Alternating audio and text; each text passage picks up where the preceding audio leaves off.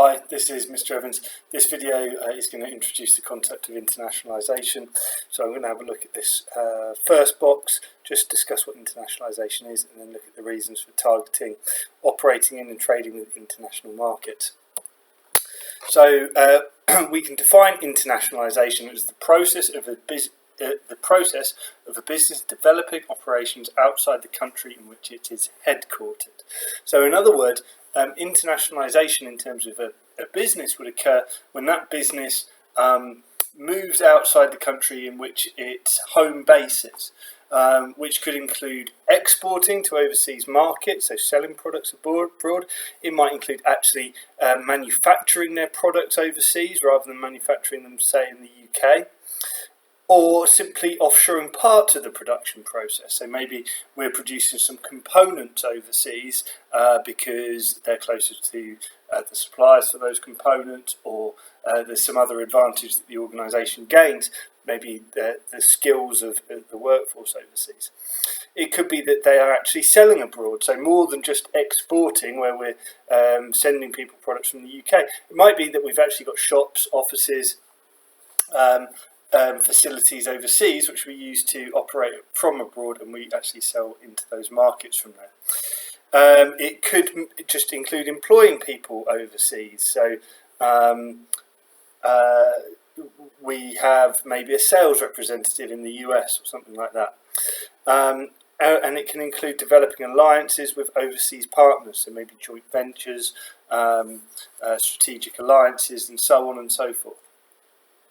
So internationalisation really covers a whole host of different ways of becoming an international organisation.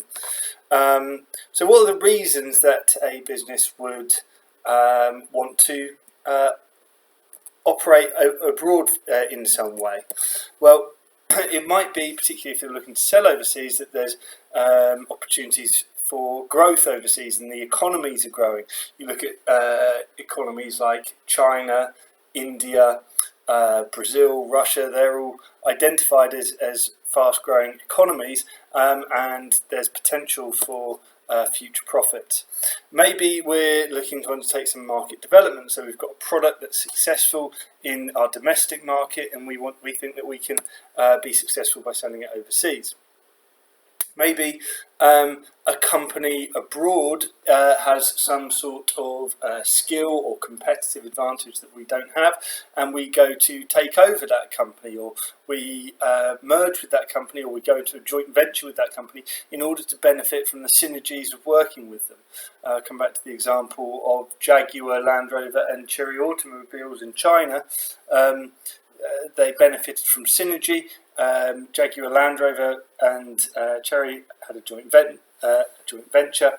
Chery benefited from Jaguar Land Rover's engine design expertise, and Jaguar Land Rover benefited from the knowledge of the Chinese market that Chery had.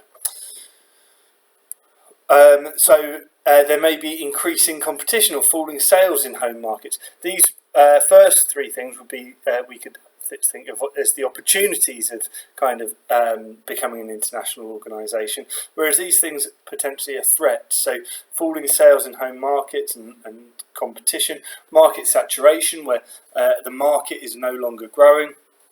So a major reason for kind of Apple expanding in China is that the Chinese mobile phone market is growing, whereas the ones in Europe and the US, most people have got mobile phones now, so those markets kind of reached maturity. We're back now really to some opportunities. We might want to gain economies of scale or experience curve advantages by increasing our output. We might want to gain access to particular supplies or suppliers that operate overseas, so we go and set up manufacturing near them. We may want to compete against market leaders abroad, so we may have a look at some of the competition overseas and think either, well, we can go over there and compete and we can beat them, or they're so good, let's go and compete in their market and we'll find out what we can learn from competing with them. Maybe there is some sort of favourable external environment in that country in terms of the political, the economic, the social, the technological, the legal environment that makes that country attractive to us. Finally, there might be government support available for companies that go and set up overseas. So all of these are reasons that companies may become multinational companies, may follow a process of internationalisation.